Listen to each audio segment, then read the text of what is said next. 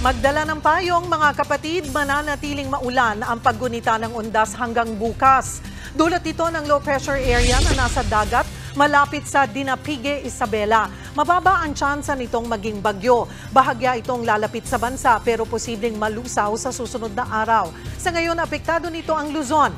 Bukod naman sa LPA, nariyan din ang shear line o salubungan ng hangin na nagdudulot ng ulan at hanging amihan. Magiging maulap ang papawirin na may kalat-kalat na ulan sa Metro Manila at Calabarzon.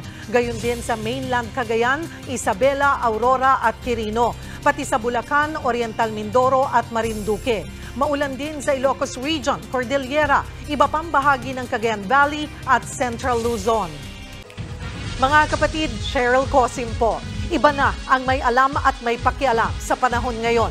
Para sa tuloy-tuloy na balitaan sa Frontline, mag-follow at mag-subscribe sa social media pages ng News 5.